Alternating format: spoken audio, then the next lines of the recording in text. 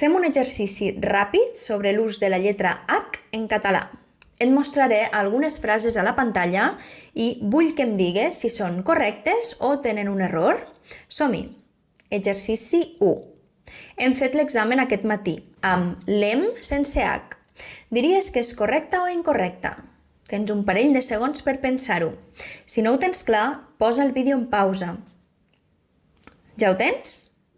Et dic la resposta. Hem ha de portar H perquè és del verb haver. Hem fet, hem acabat, hem dinat, hem estudiat. Quan és del verb haver, s'escriu amb H.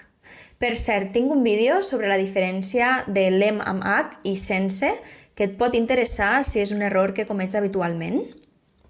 Exercici 2. Llegeixo l'oració de la pantalla. Quan a l'hemisferi nord és hivern, a l'hemisferi sud és estiu. Correcte o incorrecte? Pensa un momentet. Ja està?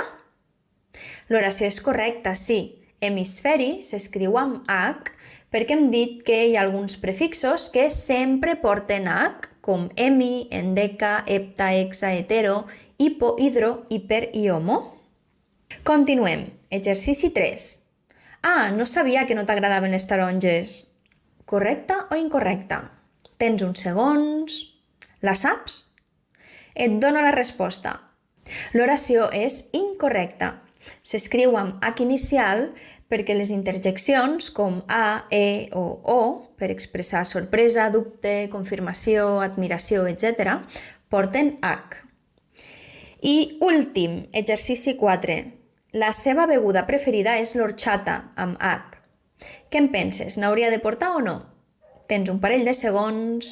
Si no ho tens clar, posa el vídeo en pausa. Et dic la resposta de seguida. La paraula horchata amb H és incorrecta. En català no n'ha de portar.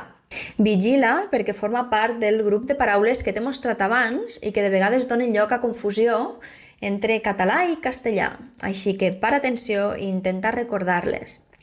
Molt bé, ja ho tenim. I ara que coneixes la teoria i has practicat una mica, et proposo que facis els exercicis que t'he preparat al blog. Posa't a prova i a veure com te'n surts. Fins al pròxim vídeo!